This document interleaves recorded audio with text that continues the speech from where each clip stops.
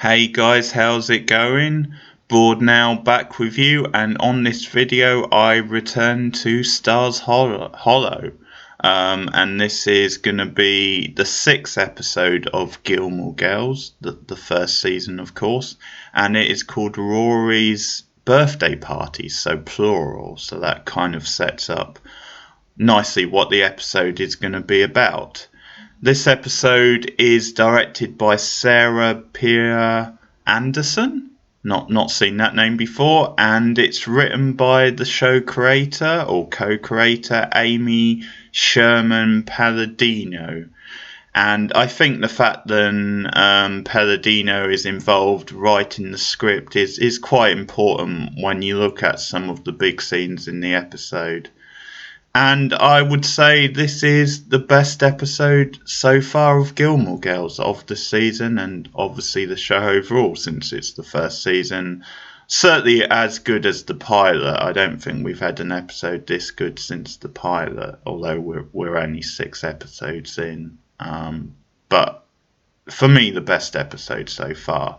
And there's a few simple reasons for that. First of all, I think, again, with Palladino involved, writing the episode, it has more a sense of direction. It has that sense of the classic Gilmore Girls sort of feel where the show is at its best. So you get some really great mother-daughter like bonding type scenes between Rory and Lorelai. So I think those are the sorts of scenes, the way they're written, the way they're sort of absurd, that obviously sum up a large part of what the show is about. And I think that's why it's such a close show to the heart of the showrunner, of Amy Sherman-Palladino, because it reflects so much her own relationship with her daughter.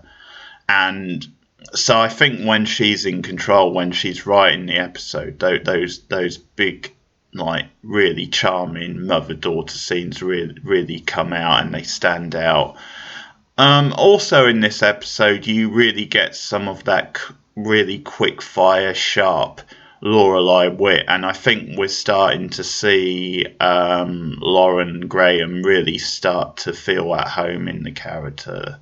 I think in certain episodes where you've got other writers, she's still good and all that, but she doesn't quite feel as comfortable at home, or at least she hasn't so far. So this is really Lorelai on top form, and we see what a talented actress Graham is and how she's so perfect at that. Some great scenes with her and Emily, with her and Rory, and a couple of other things. So this is really starting to cook on what the show does at its best. And there are some big character developments, certain stuff with Paris as well, which I'll get to, as in the character, not the city. And also, I think the pop culture, that's what I was trying to remember, the pop culture references which this show is so known for. So this is one of the standout episodes so far for that. Some really great smart pop culture references, some so obscure I didn't even know them, so that's impressive. So this does feel like classic Gilmore Girls. So I think a lot of the episodes in this first series I'm going to be maybe quite brief on, or I have been so far, but this one I will go through in quite a lot of detail. So let's get cooking. We open with the sort of cold open, which is the Friday night dinner scene. So it's Rory, Emily, and Lorelai, and I think Richard's there as well. He certainly appears at some point. But anyway, they're discussing Rory's forthcoming birthday, and I kind of like the put down of Lorelai of one of like the family friends who she says talk to stuffed sort of animals, and it's another sort of classic Emery like Lorelai disagreement over this family friend, and Emily trying to say, well, you know this person, she's close to the family, and of course Lorelai's life is now very more distant to the family than it used to be. So that's, I quite like the stuffed animal line. There's some reference to like a Jewish comedian who I've never heard of, who Lorelai refers to Emily as. So that's pretty funny, even though I have no idea who they're talking about. And obviously, as I said, the subject turns to Rory's birthday, and I think again there's all this stuff with Emily where she's like over spoiling Rory, sort of thing. She's using her and Richard's like wealth to really put upon and really treat Rory. And again, there's this distance between her and Lorelai, as in Emily. So it almost feels like, yeah, Lorelai isn't quite treated the same, but in the end, Emily, gives Rory this like ridiculously fancy, expensive sort of vase for her birthday, which obviously Rory is overwhelmed by. And after the title scene, you get like this argument over Lorelai and Emily about Rory's birthday party, and her birthday happens to fall on Friday night dinner night. So Emily, a stickler for rules, insists, well, sorry, it falls on that night, so Rory's going to have a party here. And Lorelai obviously challenges it, tries to come up with a compromise where, well, how about she has her birthday party at my house at home, on the Friday, and then we change Friday night dinner to Saturday night dinner, and Emily just won't buckle. So they come to compromise where, as the episode title suggests, Rory has two birthday parties. So she has one at Emily and Richard's, which is obviously on the Friday night, and then the next night she has another birthday party at Lorelai's at home. And why not? You're only turning 16 once. And that's something I should say, actually, because I think in these sort of coming of age type shows, I think when a character like Rory has particular birthdays, like her 16th or her 18th, I think they are sort of made a big deal of, maybe a bit more than in other type shows. So it's a certain landmark in a girl's life. It's kind of the first sort of stages of really becoming an adult, if you like, although you're still sort of a teen, but you're considered a young adult, when you turn 16. So I think when you think about another show like Buffy, I think her birthday episodes are always big deals, especially if it's a particular birthday, like with the 18th. So that's the case here with Rory, I think, and we see a lot of reminiscing about past birthdays and her growing up and various stuff. And again, in the scene with the car outside the Emily's, there's lots of pop culture referencing. There's Barbra Streisand, there's Jim Morrison. Actually, one of the best pop culture references is in the next scene with Lorelai and Sookie, where Lorelai refers to Emily's like insistence on Rory having her birthday party on her birthday there, as she's got a Vulcan-like death grip on it, which is just brilliant. So I love it. You didn't build on those machines did.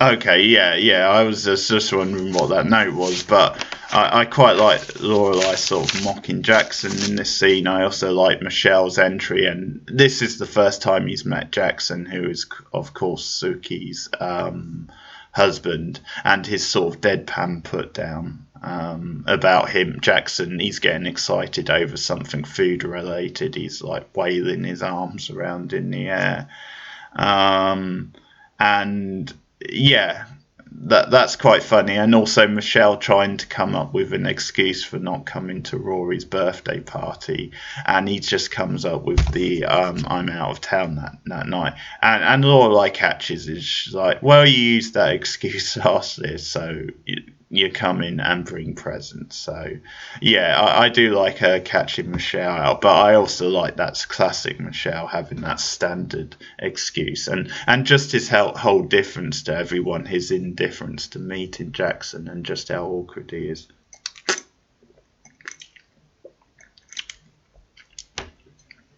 And the next scene is Lorelai and Emily on the phone.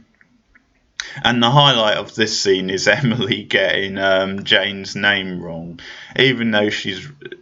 Sorry, I did it. Freudian strip. I did it because that's exactly what she calls Lane. She calls Lane Jane, of course. And she's not far off, to be fair. But, I mean, this is only Rory's best friend in the whole world, and she got her name wrong.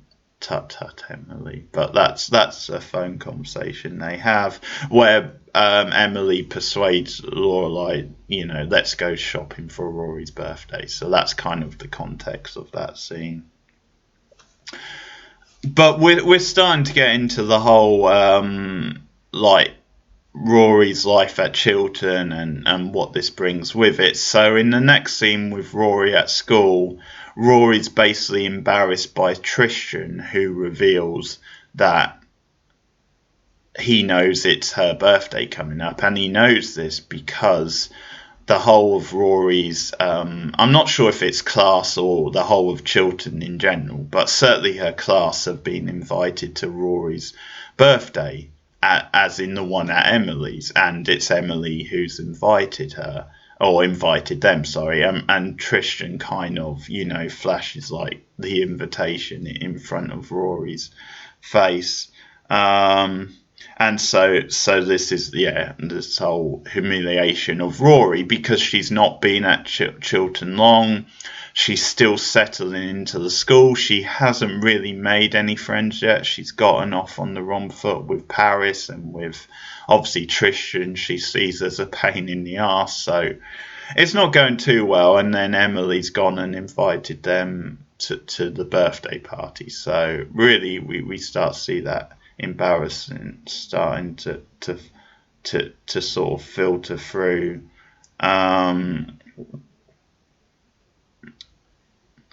Another great line in the episode is Lorelai calls Luke Burger Boy, which is just great when she enters the diner and she invites him to Rory's birthday party, as in the second one. I have to keep track here. I do like actually the touch of they keep playing Happy Birthday, Happy Birthday, the classic sort of pop version of that. They keep playing that in between sort of scenes, and I think it's at the end of a scene where Rory's telling Lorelai about how bad her day was. It's in the sort of calf. But yeah, then we get kind of the first of the really great mother-daughter type bonding scenes in the episode, where it's like 4 a.m. and Rory sort of wakes up. Lorelai's there. She's laying there with her, and she just gives this, just getting all nostalgic about Rory's birth, and gives her like this vivid retelling of her birth, and they're laying there, and it's all very sweet and nicely observed, and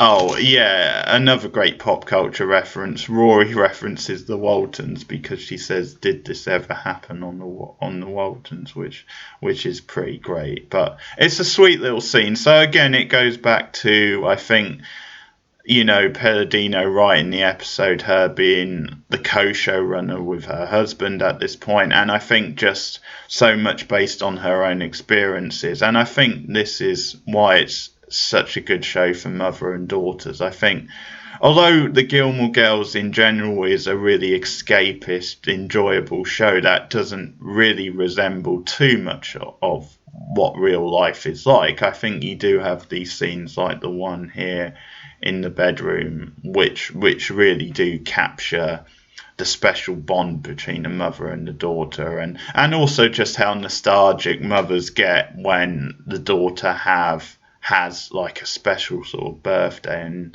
it becomes this unbelievable thing. I can't believe that's my baby girl sort of thing. I remember the day she was, when she came into the world, when she rode a bike for the first time, or when she spoke for the first time. It brings out all this nostalgia. So that is something that is very real. So that's an enjoyable scene. We're getting some nice little Luke moments in this episode, because Luke bakes Rory a cake on her birthday, because Lane and Rory go into the diner, Luke's cafe, before setting off for their days at school. And Luke bakes Rory a cake, and her and Lane sit there eating it. It's really lovely. And also balloons with happy birthday Rory. So I do like we're seeing this softer side of Luke, and we're starting to see how much Rory and Lorelai means to him. But at the same time, he's got this brooding sort of moody masculinity, which is kind of hiding it. The sweet gesture comes still with the very deadpan, moody Luke sort of exterior. He tells them, go and sit down, sort of thing.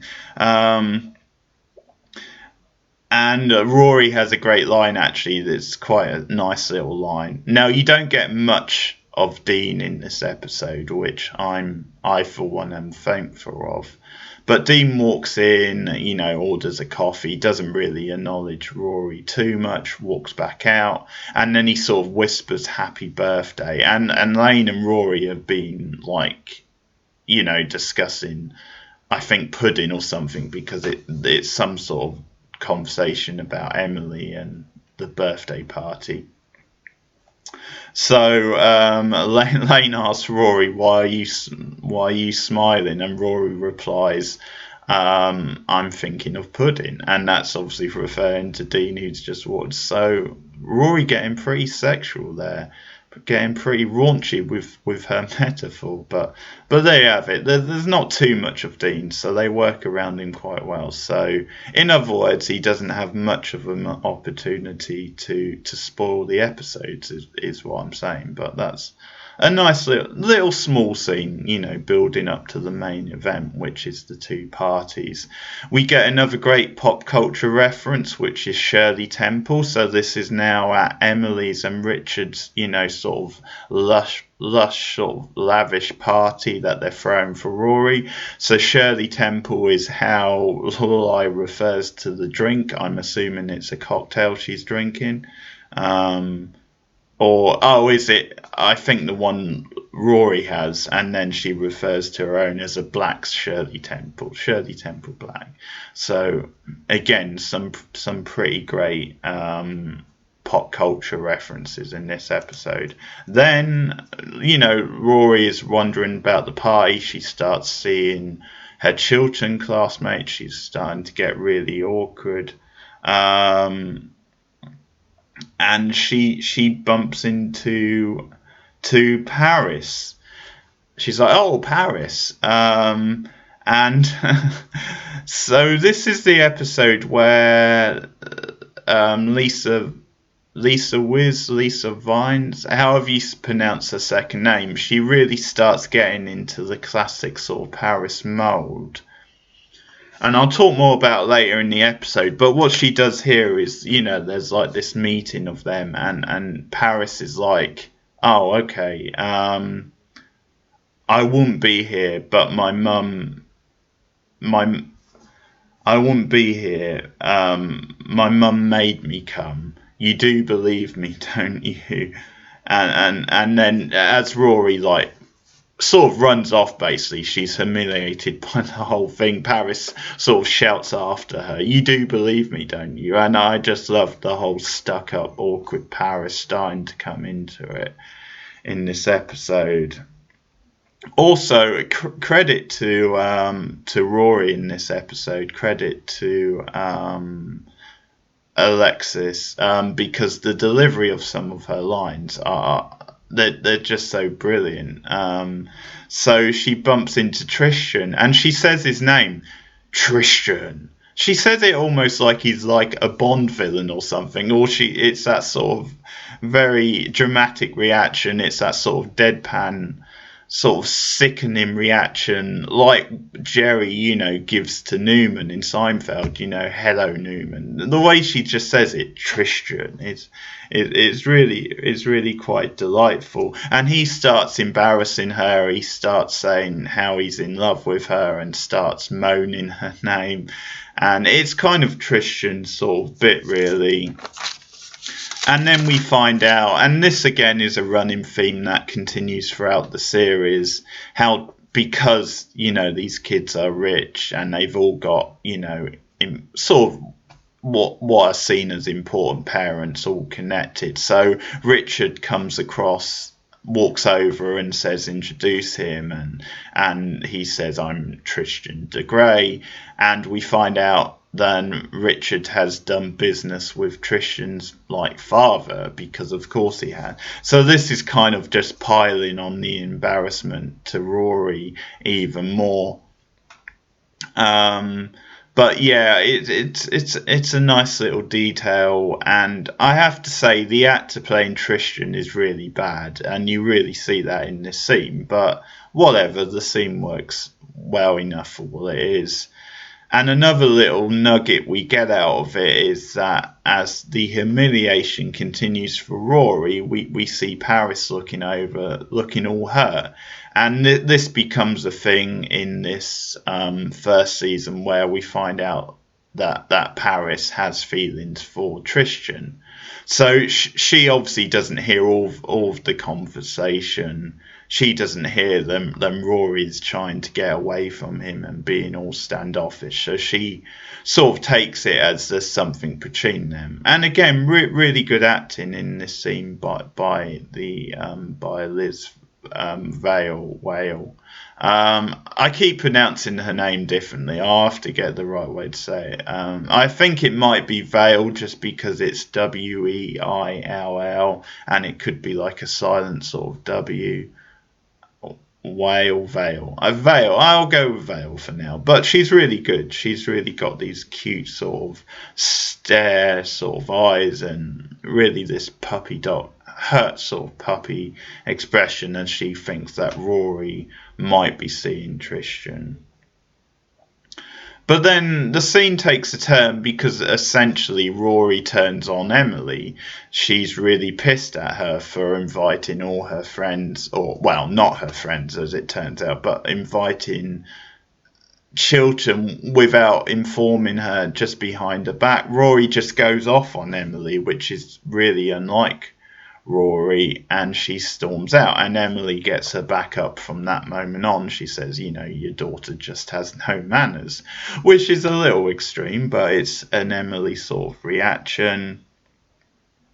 And then Lorelai follows Rory up, and as it happens, Rory has gone up to the room that Lorelai had as a child, growing up in that house. So it's this really again sort of done up sort of room. She's got this really fancy sort of doll house. It's really, really big, and it's sort of like this weird sort of like scene that leads to them just bonding. Obviously Lorelai's on her side very much, but it's just this weird sort of deja vu scene for Lorelai, because she grew up in this room, in this house, and so now she's gone to comfort her daughter, who happens to be laying on the bed that her mother laid in or slept in all those years ago. And Lorelai starts reminiscing about her 16th birthday, or her last birthday spent in the house anyway. So it's another really nicely observed sort of scene. It's another sweet sort of scene. We see how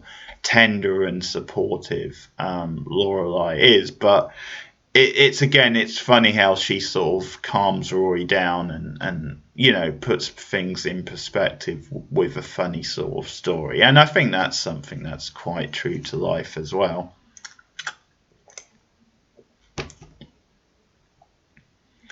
And as Rory's about to leave the party, as things are winding down, Richard gives her like some money towards a trip, like Fez or something. I have no idea where Fez is or what it's supposed to be, but it's a recurring thing because then he gives her more money later on, and it's a lot of money, for the trip to Fez, wherever Fez is. So we're starting to see a little bit more of Richard. It's been mostly Emily up to now. And, Rory comes around, she isn't so mad at Emily. She invites her to the birthday party the next night. Emily is being all cold shoulder, even though she's saying that's nice of you, but no thank you. It's kind of, she's standoffish with Rory. She's being really, really, a bit of a bitch about it. Let's be honest. And she doesn't want to. She rejects that. So when Rory goes to the car, Lorelai pulls her mother aside, and they have one hell of a set to back and forth. It's awesome. It's really great acting between the two of them.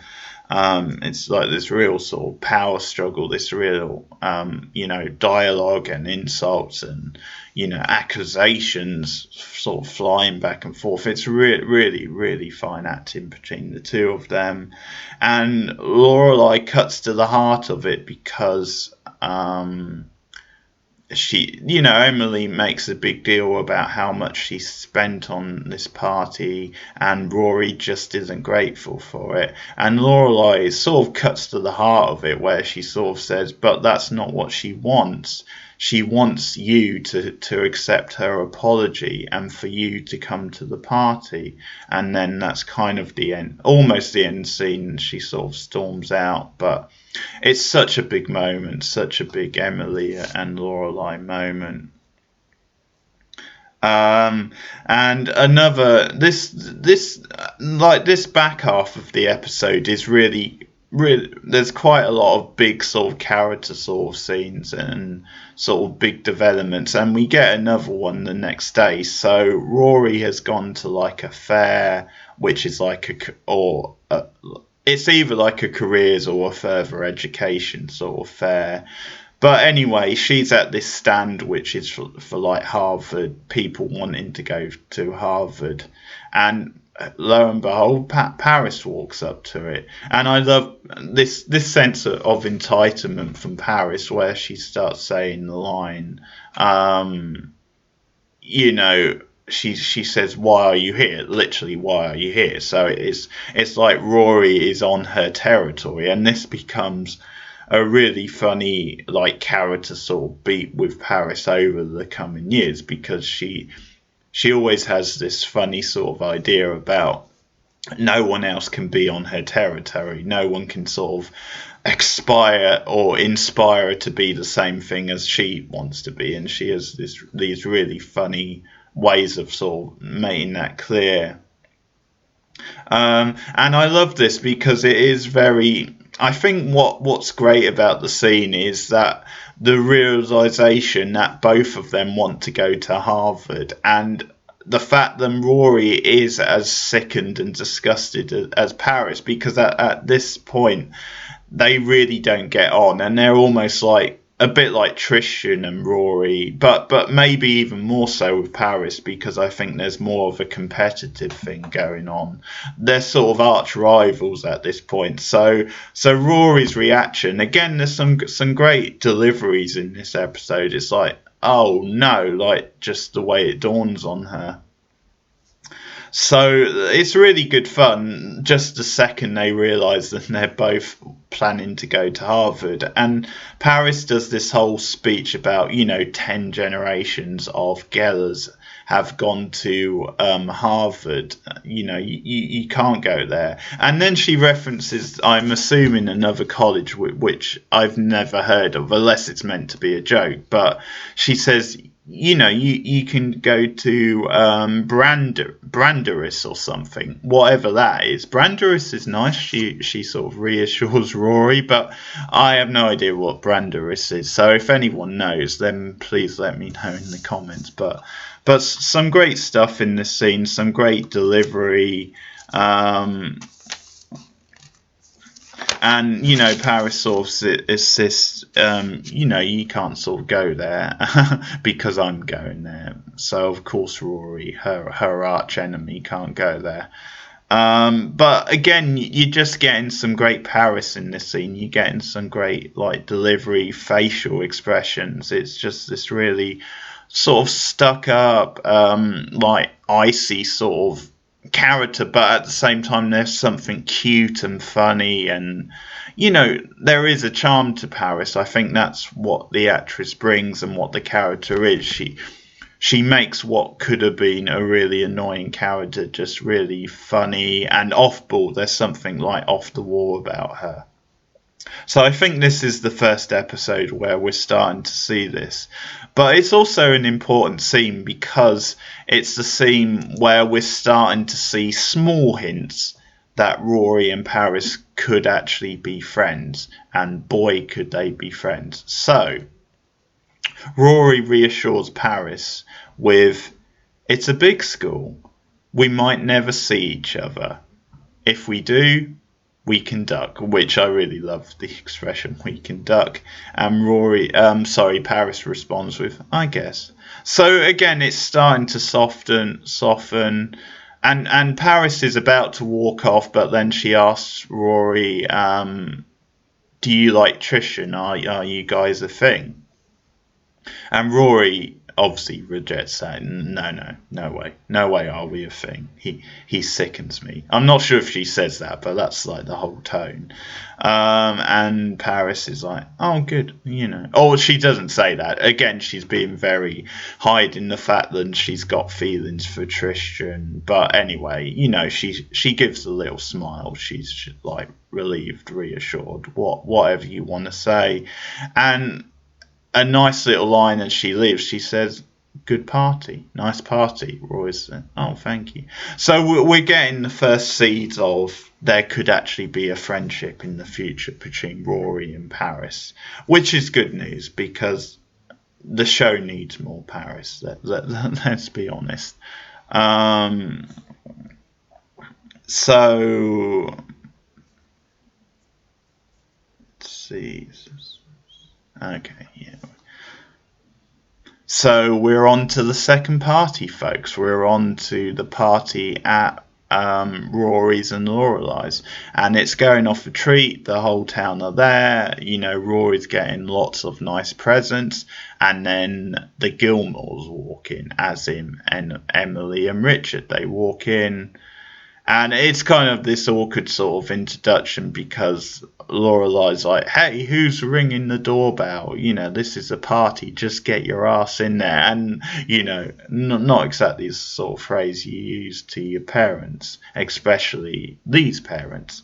So they walk in and there's these kind of deadpan sort of looks. And what I like about this, I mean, it's sort of like Emily and Richard walking into the unknown, and it's this clash of cultures, them just walking in on this party with the whole town there.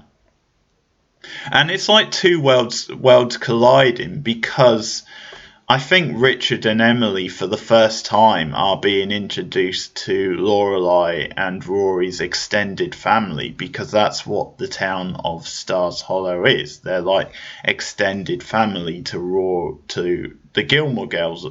They're like Rory and Rory especially has grown up in this town, so it's like these are important people in their lives.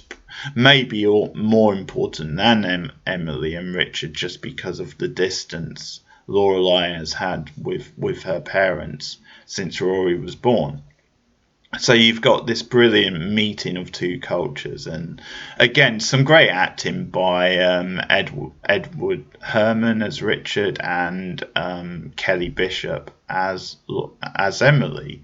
They're just brilliant in the scene, just the way they react to the whole thing and the way they're just very awkward. It's a bit like the tables have been turned because a lot of times when Rory and Lorelai go for Friday night dinner, that they feel like fish out of waters at the the richer side of town. So this is a nice turning of the tables in a way on Emily and Richard.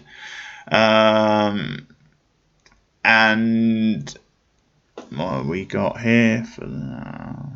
Oh, okay. So there's a nice little scene with Emily and Sookie where Emily is raving about the catering, and Lorelai says, "Well, it's done by Sookie, my friend Sookie, the one who works at the inn." And Emily's really impressed, so she says then she wants to hire Sookie next time she has a party. So that's nice little seeds being sold for Emily, becoming a bit more comfortable and being a bit more gracious towards Lorelai's friends and Lorelai. In a way, Richard isn't very impressed with the architecture of the house, so that's quite a funny little touch.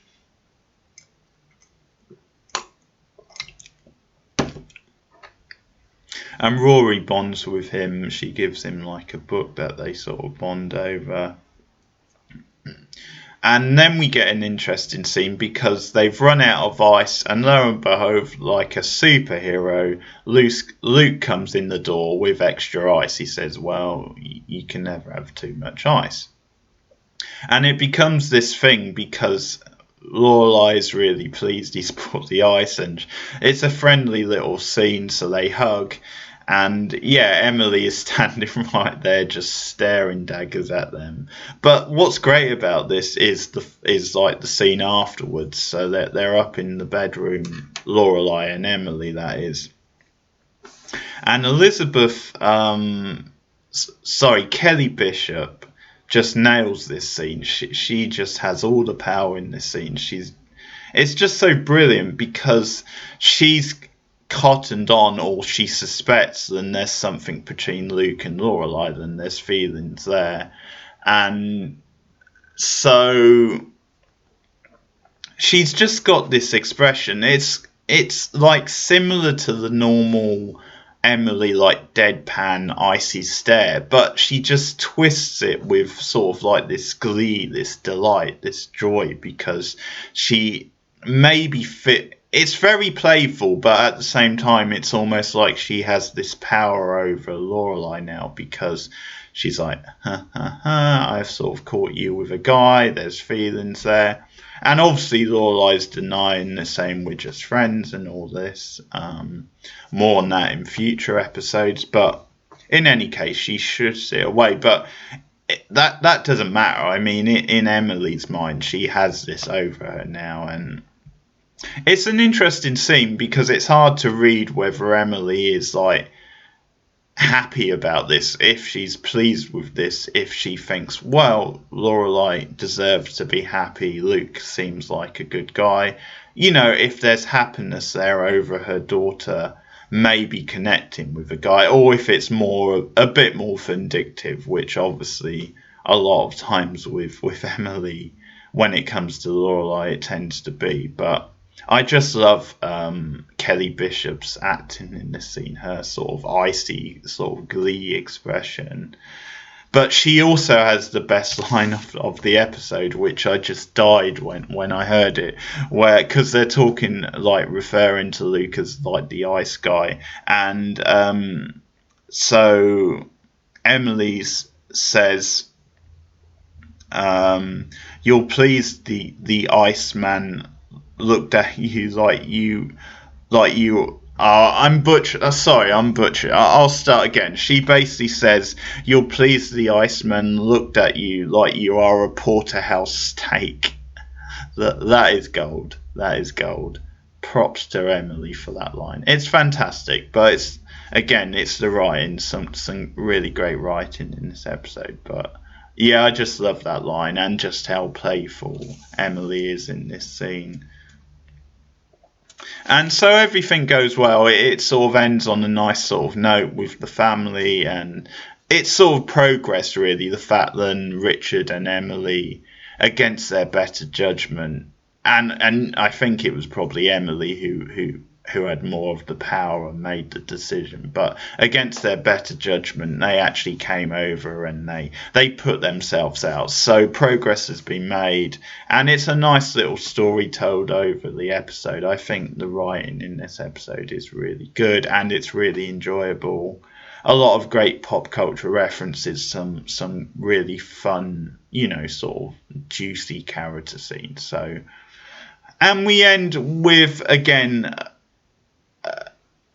a little bit of Dean. So Rory and Dean have secretly started seeing each other, but it's kind of in the background. They haven't really told anyone yet.